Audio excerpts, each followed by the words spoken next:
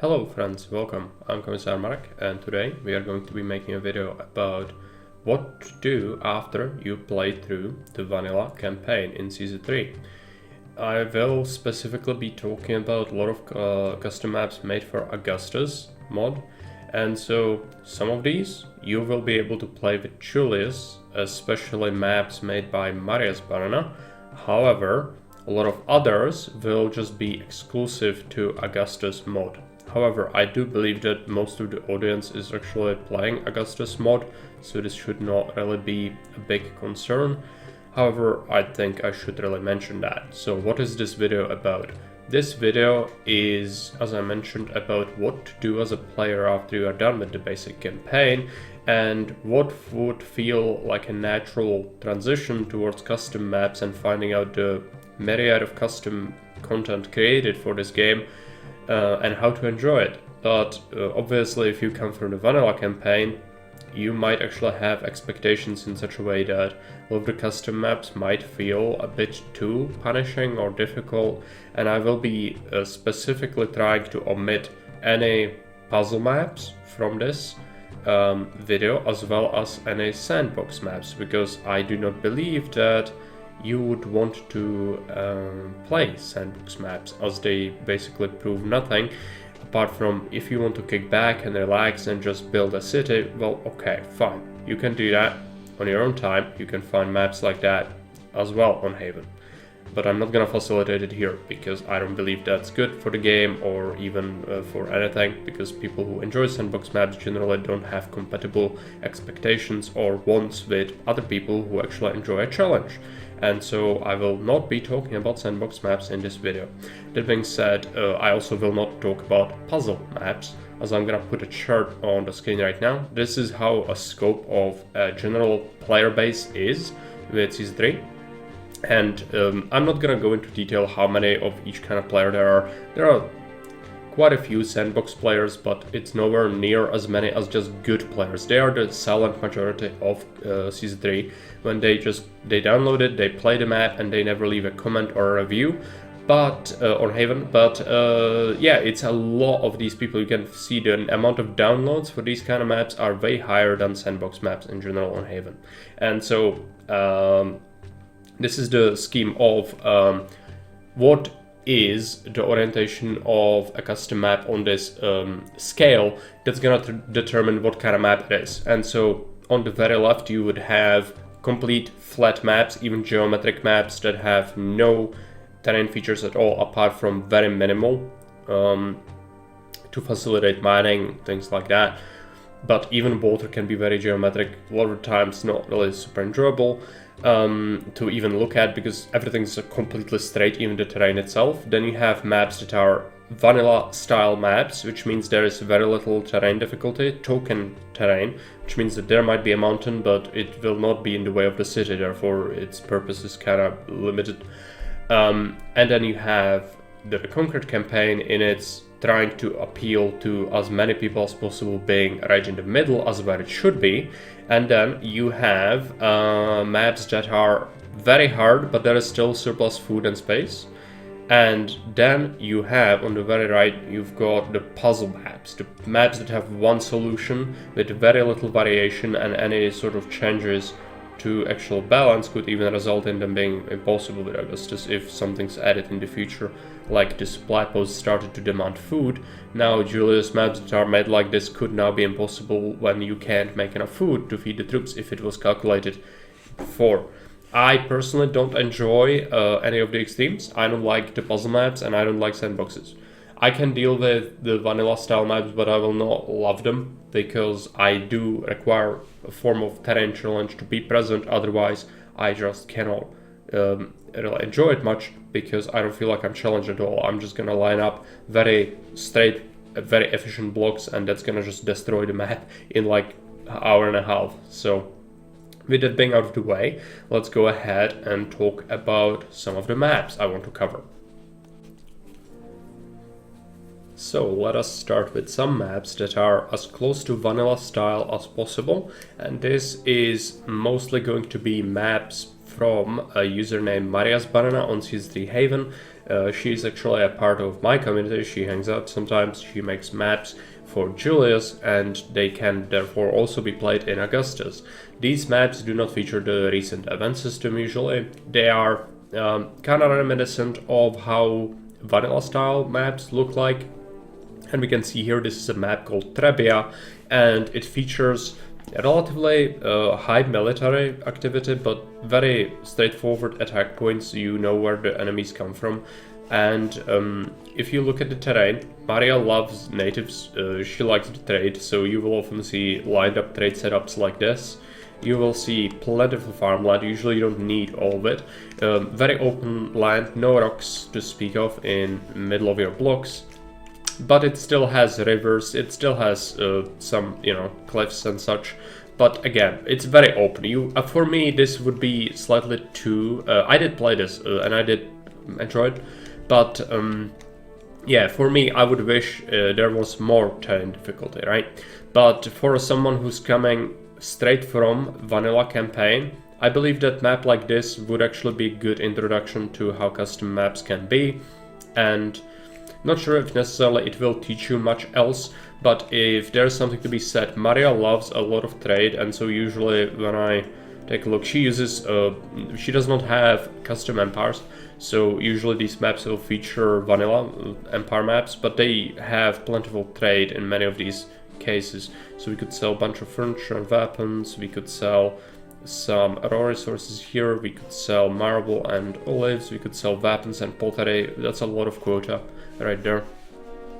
And also quite a few local resources, so Maria's maps are a good start if you are going into custom maps from finishing the vanilla campaign. Next up, let's take a look at a map that's called Gujarat by Augustus Boy.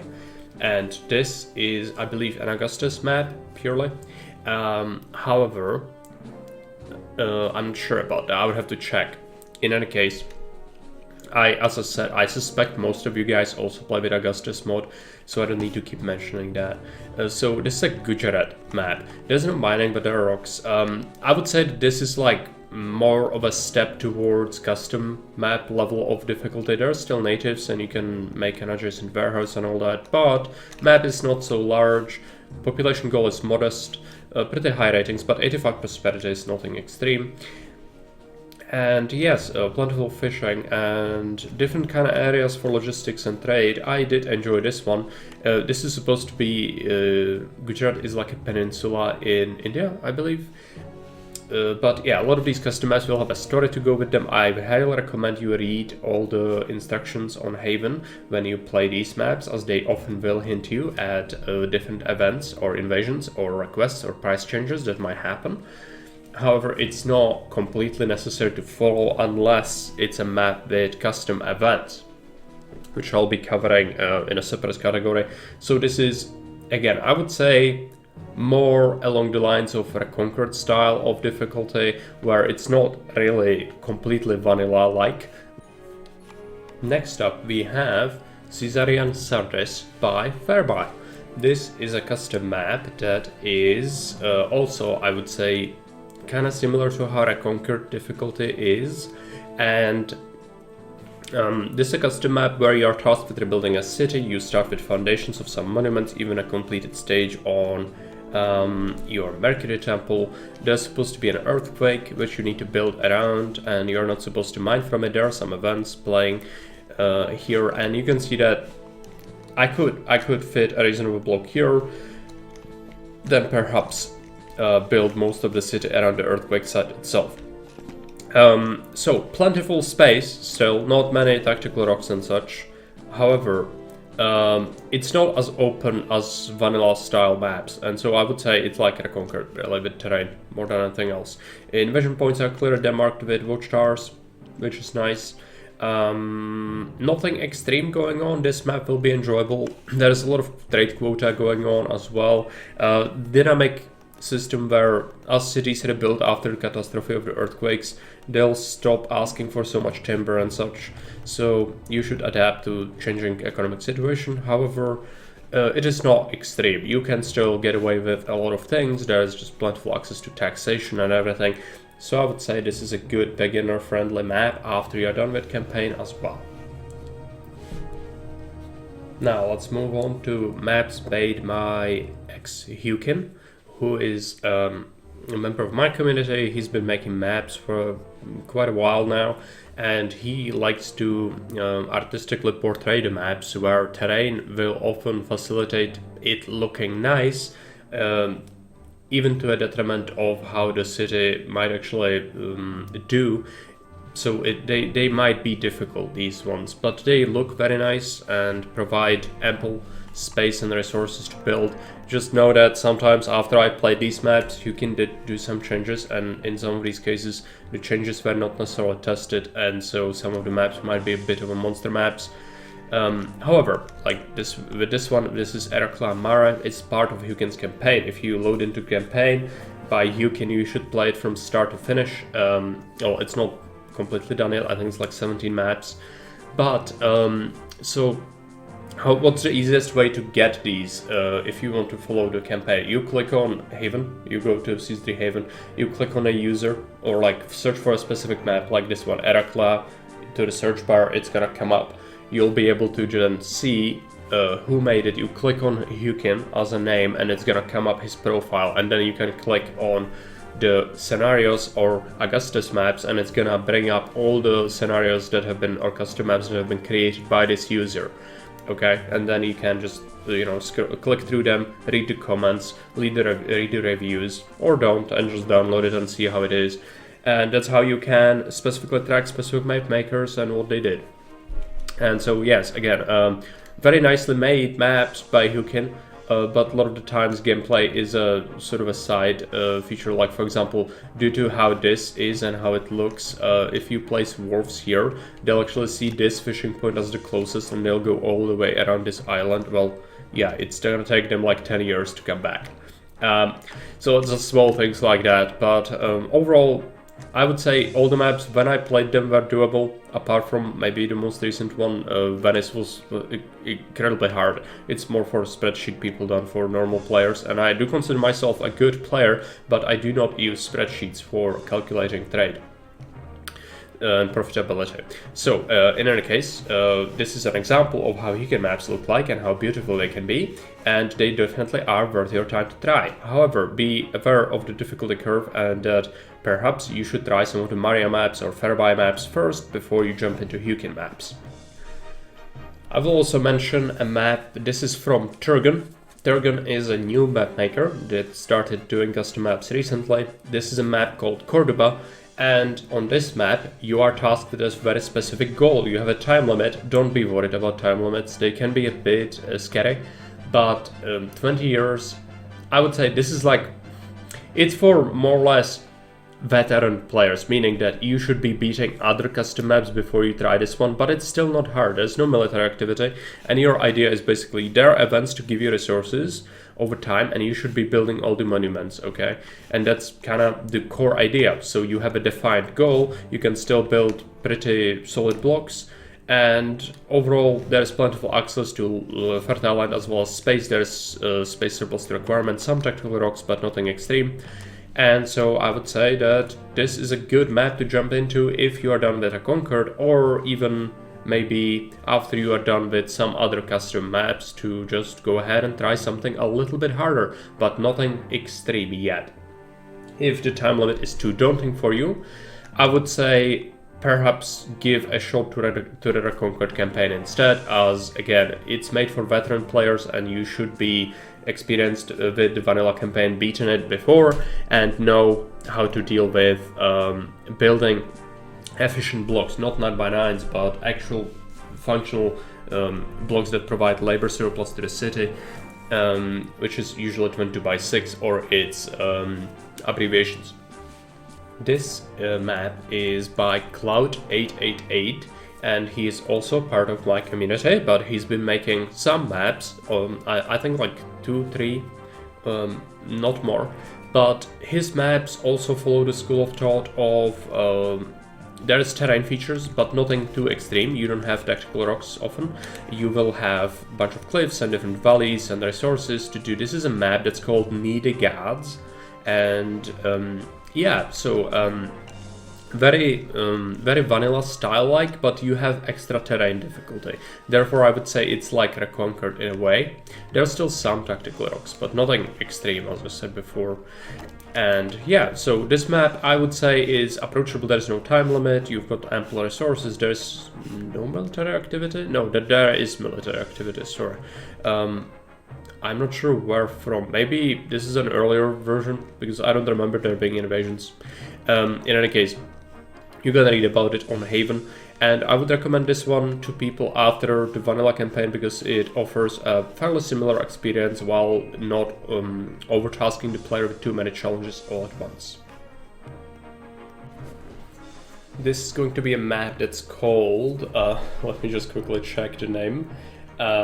This is Safe Pass to Asia by Lord Alecito. Lord Alecito is a tester and a mapmaker for Augustus team, as am I, and he made plenty of maps, and usually they are sort of vanilla-ish style terrain where you can still have a lot of space for very different blocks, a lot of different areas for farming, and they do often have high military activity. However, they are approachable. I would say that Safe Pass to Asia is a good map to play if you've played vanilla campaign before. The only annoying thing here is the wolves are actually not guarding resources, but they are just put in the middle of the map to eat your immigrants, which is a bit annoying. But, well, you can just make a gate with a palisade wall here and let the wolves eat the traders at the start, and that's fine. So, you know, if there is something like that you can even use, because if the traders get eaten, you don't actually suffer any penalties, you just get the caravans to spawn even faster, because it's as if they left the map from right here, right? Something to be said is Lord Alecito made a bunch of other maps as well, so you might as well click on his profile on Haven Games as well to check his other maps, and a lot of them will be rather enjoyable, I believe. Now, as an honorable mention, I will talk about maps from Lizeran, which Lizeran is also part of Augustus' team as a tester and mapmaker, and this is a map called Leptis Magna, and I personally am not a tremendous fan of most of Lizeran maps, as they are a bit too sandboxy for myself, but they can be good to play as after the vanilla campaign, so I will mention them as an honorable mention. Most of them are like this, where you have ample space, more than enough to really build whatever you want, high goals, but plenty of resources and everything to really facilitate that, and usually military is really not very high, and so even fairly inexperienced players will be able to beat maps from Lizeran without too many difficulties. Another honorable mention is going to be maps made by Carb, and these are usually extreme military maps where you will often be tasked with defeating multiple maximum size invasions. That's why it's an honorable mention. I would not say beginners will have a great time with this, and oftentimes the goals are quite high, like this one, 16,000 is, I tried this, it's not possible to fit all these people here, okay? And so that's actually a problem, because you have these three places basically. You have to have a lot of military, and then this is all natives. And so they are very beautiful, and a lot of thought has been put into it, but at the same time the testing is lackluster, and I believe that it's not been properly tested, as is even said in the comment below this specific map. This specific map is called, if only I could remember, let me just go ahead and try to find it. Qua Medina, I think. Yes. So Qua Medina by Carb.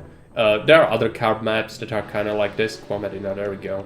So yeah, if you are interested in very high military activity, feel free to check out Carb Maps, but they usually don't have too much effort put into starting data or anything like that. Of course, vanilla style empire maps and everything, and they also do often have quite insane military activity. And the last honorable mention is going to be Saldae by Arusio. And this is a map that has a very specific layout. You see that it is going to be basically impossible to bring water here, because you need an aqueduct and then you cannot fit a road. And so without magic Roman water and Julius, you will actually have to make do with Neptune Grand Temple for water if you want to build blocks around here, but there is plenty of space to fit the actual city on these islands. There's military activity, it is a very well thought out layout and logistical challenge, and I would say that this map is a decent map to try after the campaign as well, so I will mention it as an honorable mention. I will also talk about some specific kinds of maps, and this map would fall into category of logistics maps, as in there is a huge crater which has all your marble, you can't build more marble, and well, you need to bring marble from this hole, and it goes around and around and around and around until it reaches where you can trade it. So this is from Hukin, this is called Nuntius Caelorum. Okay. Yeah, so there are maps like this, pretty broken up terrain, but plenty of farmland, you can still fit reasonable blocks around here, and generally speaking, there are a lot of maps like this as well, and if you are interested in that, you can always find more like this. In the Hukin campaign alone, you have several that really rely on logistics to such an extent like here. Oftentimes in other maps you will also have the optimization of the trade to bring logistically resources from one area of the map to another to facilitate quick trade, but in here it's more extreme because you have to bring it from the big hole, right? So there's that.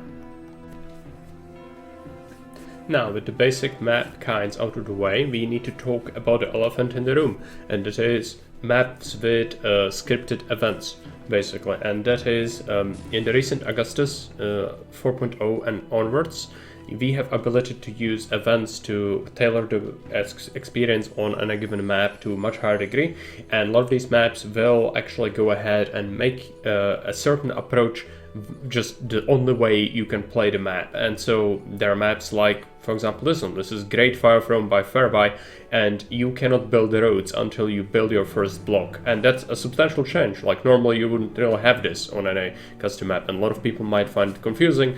If you persist, you will unlock road building and you can actually do things, but the start is so different because of it.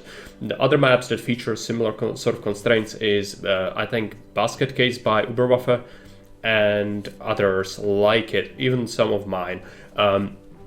So yes, I would encourage you to try them, but if you're not very well experienced, I would say try some of the normal previously mentioned custom maps before you jump into scripted or heavily edited maps with many custom events.